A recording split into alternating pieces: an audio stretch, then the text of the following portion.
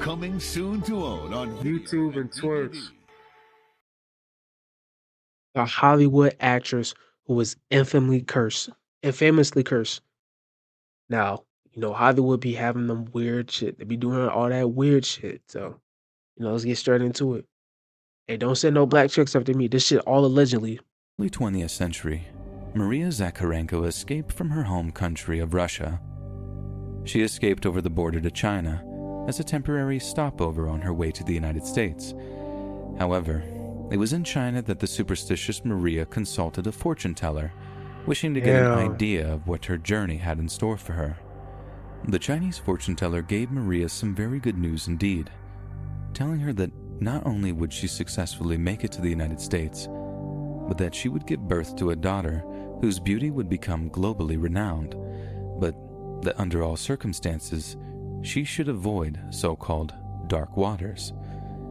Then, after making it all the way to San I'm not gonna lie, I might be a dumbass, but I hate when people use that mysterious unknown shit, nigga. Fuck you mean dark waters, nigga? I'm going to a place full of fucking water. Can you tell me what, how am I supposed to avoid shit I don't know?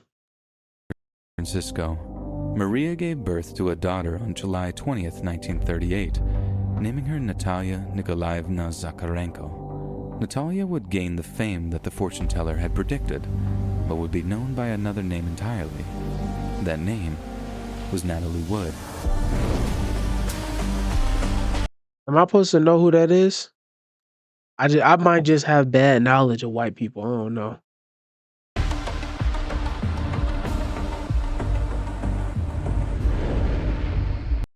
Shit, nigga, 1936. And we just got out of the First World War a couple years ago. Well, we about to head into the Great Depression. Nigga, there's so many other things to worry about than some random celebrity baby.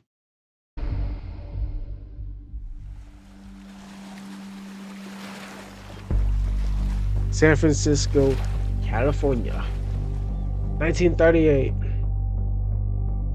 Natalie's mother essentially groomed her for stardom from the time she learned to walk and talk. She sent...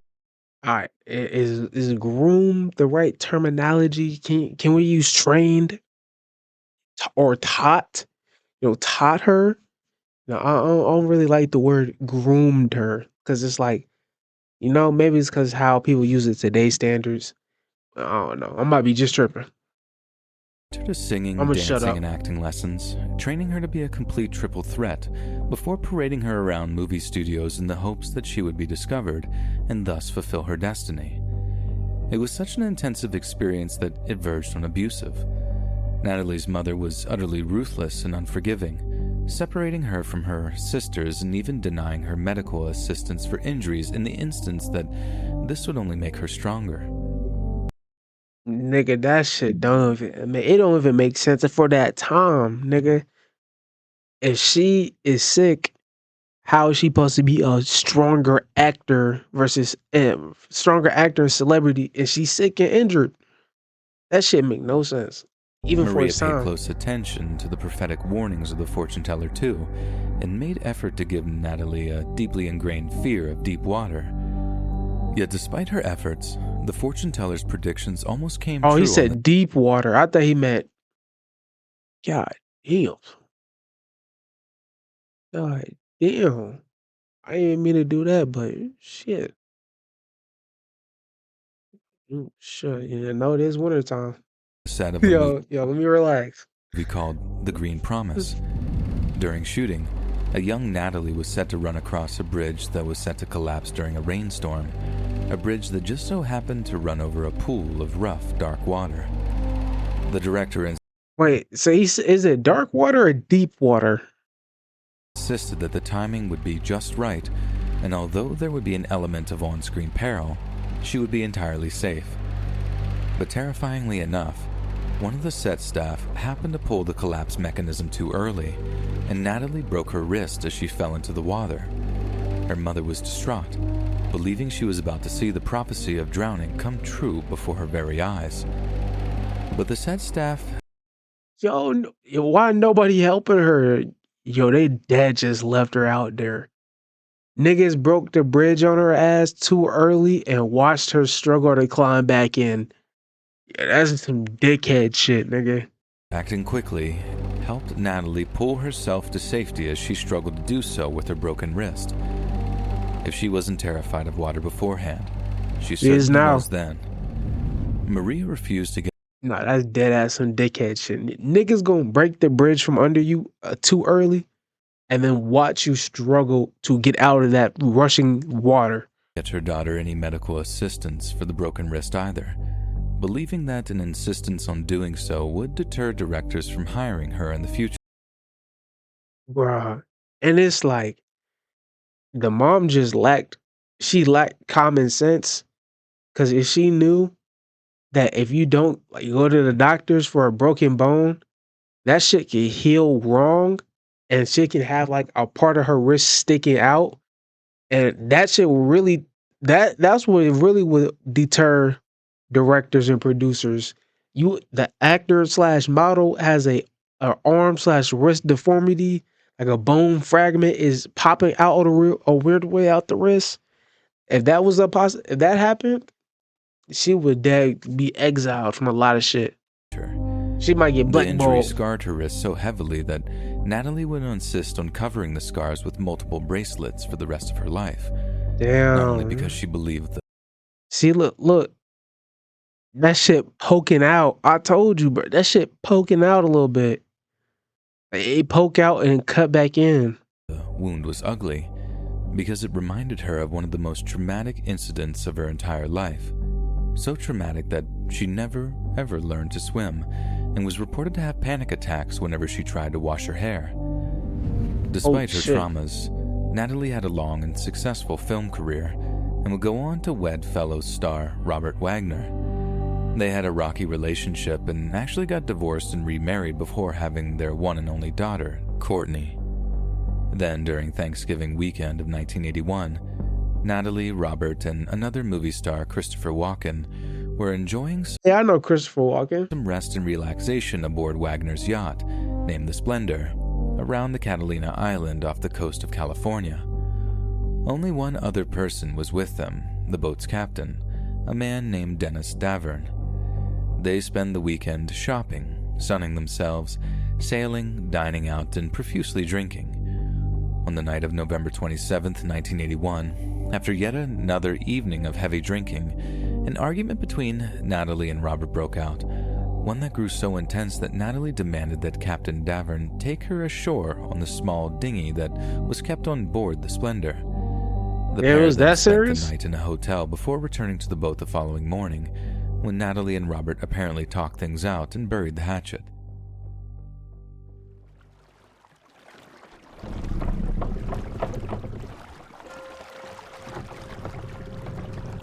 St. Catalina Island.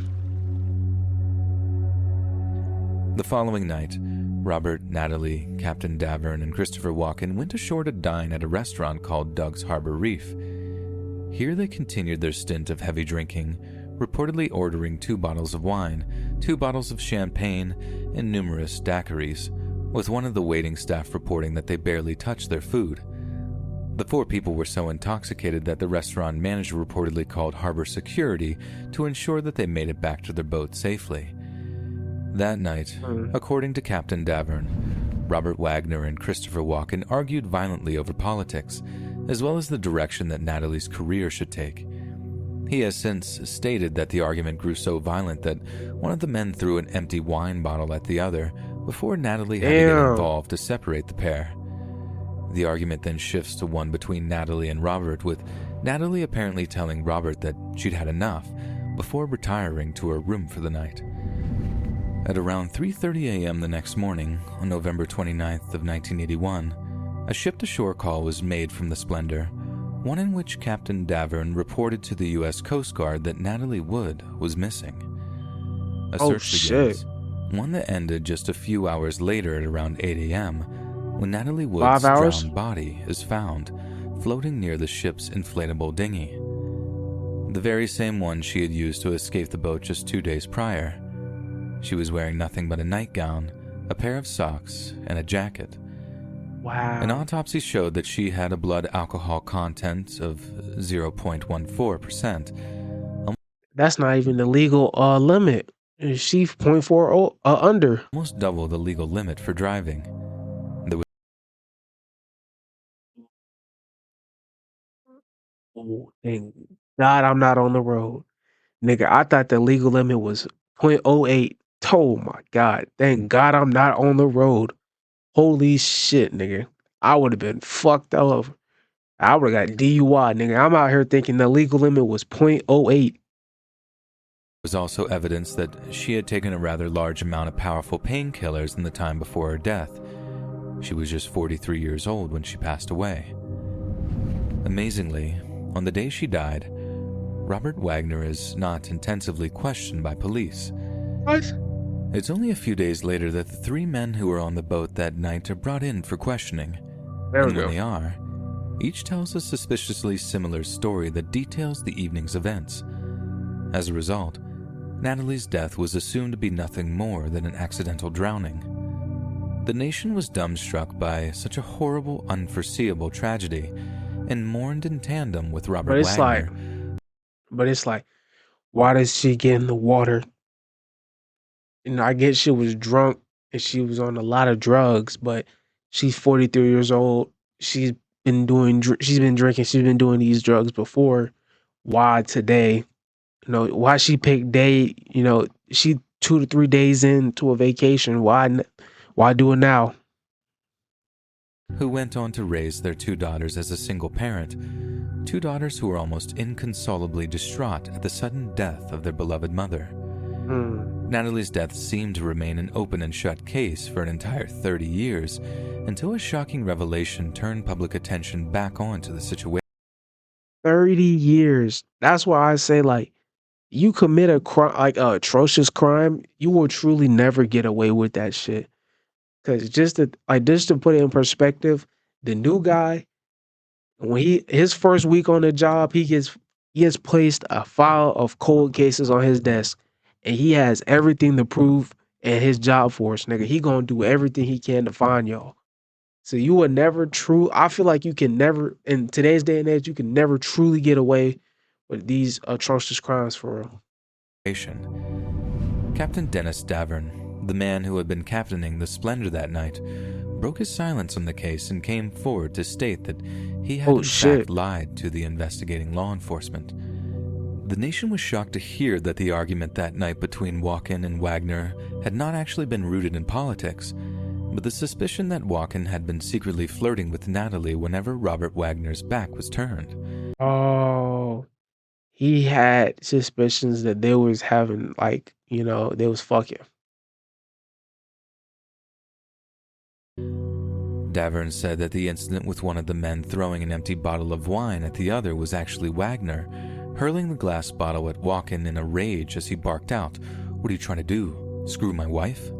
As was previously mentioned, the argument then shifted to one between Wagner and Natalie after Walken had retired to his room. But then when Natalie had tried to do the same and retire to bed, Robert Wagner had followed her to continue the argument.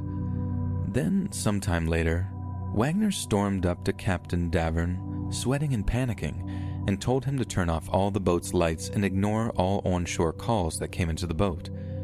In the aftermath, Davern claimed that Wagner kept him confined to his quarters in order to prevent him from giving a statement to the police. Wow. Then held an impromptu meeting in which he ordered Walken and Davern to keep quiet about the arguments and to essentially give false statements to the police. In light of such statements, police reopened the investigation into Natalie Wood's death in the year 2012. No. 30 years later, this all comes out. A re-examining of the information gleaned from her autopsy had one coroner declaring that she had died as a result of drowning, but also from other undetermined factors. Then, in 2018, Wagner was officially named as a person of interest in Natalie Wood's death. Natalie's sister, Lana, came out and gave a media interview, stating that she believed Captain Davern's claims to be true, and had even confronted Wagner on the day of Natalie's funeral in an attempt to get him to reveal what had actually happened that night. This culminated in Wow. an appearance on the popular TV show Dr. Phil, in which Lana and Davern publicly accused Wagner of being solely responsible for Natalie's death. However, Lana was keen to make it clear that she didn't believe it to be outright murder, and that she didn't believe Wagner ever really intended to kill his wife, but either became lost in his rage during a heat of the moment decision, possibly denying Natalie help when she had fallen into the water while trying to leave the boat to go ashore, just as she had done just 2 nights previous. Despite the accusations from her sister, Natalie's 2 daughters, Natasha and Courtney, stand by their father's versions of events. I think that's because they basically grew up the rest of their lives with the father. So in their eyes, he can't, not that he can't do no wrong, it's just he never did wrong, probably in front of them. So they don't believe it's true. And especially the fact that all this comes out 30 years later after the death versus sooner. I feel like that's why they're choosing his side. Saying he had done all he could to preserve their mother's legacy. Natasha is not even Robert's biological daughter, but adores him so much that she has even taken on his surname, potentially as a sign of loyalty and respect. She personally believes and has publicly stated that Captain Davern is a fabricator, one who simply wishes to make a name for himself, exploiting her mother's death for monetary gain, and these claims do carry some weight to them.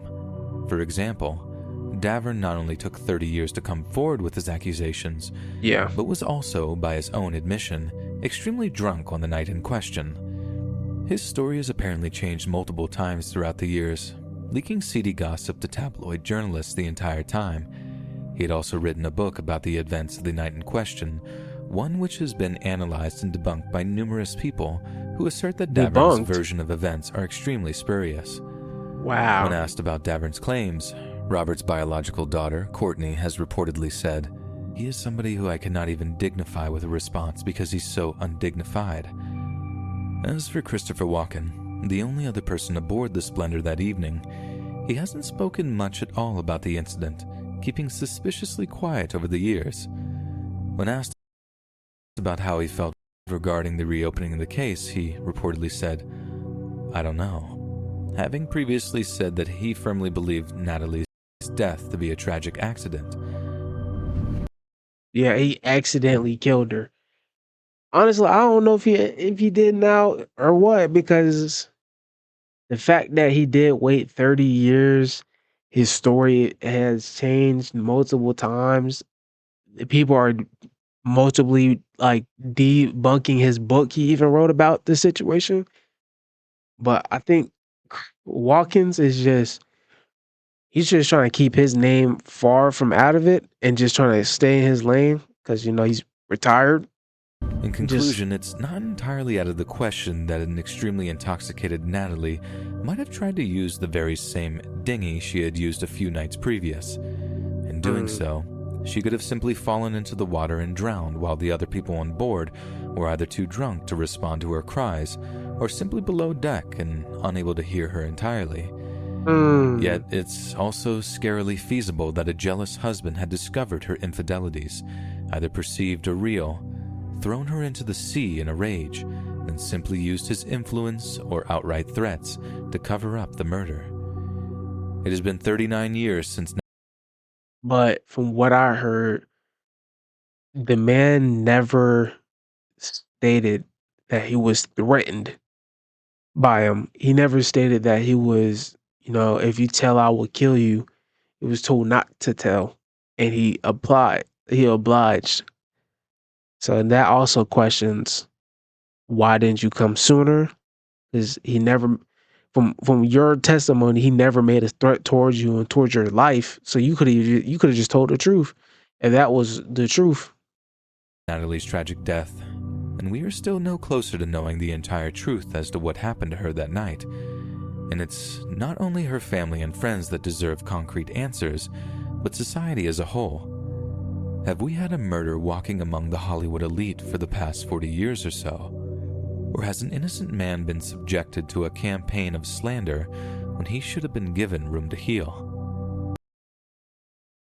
Uh, I don't want to defend this, but but the inconsistencies in the other man's story is making me not want to choose. Because I was on his side until the point of that. Hey, he's been disproven. No, a lot of his shit has been disproven about this situation, and a lot of his stories keep changing about what happened. See, now he seems shaky about it. I don't know. And the fact that I don't know if he said it, but he didn't state, the dude in the video never stated it.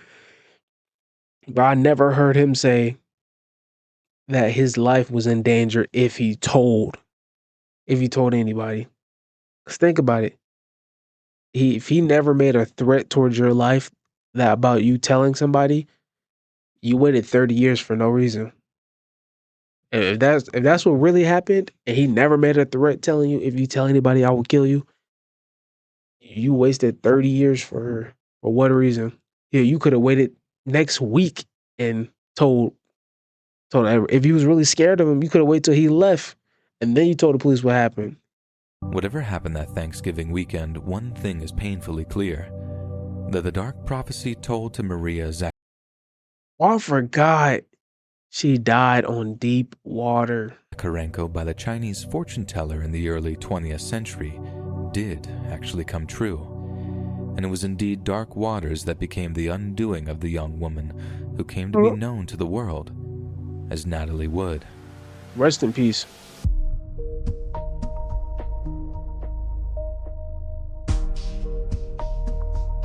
Hey friends. That being said, that was the Hollywood actress who was infamously cursed.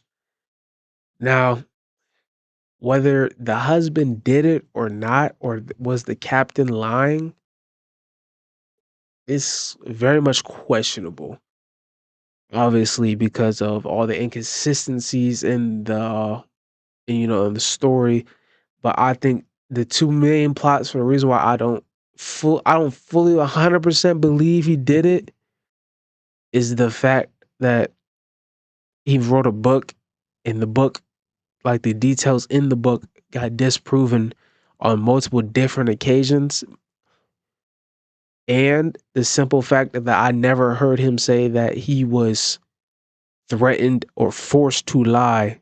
He was told to lie, but he was never like threatened with his life to lie to police and not say anything. And that part never verbally came out. Now, I will say, is it possible the husband did do it? It is absolutely possible. And it probably would have happened. But for those two factors earlier, I don't think he committed it. But let me know how y'all feel about that down below. With that being said, I see I was later though. You don't hold my soul. Get your hands off of me. Wanna rest my bones when I am free. You can't control my heart. Bones when I am free. You don't hold my soul. Get your hands off of me. Wanna rest my bones.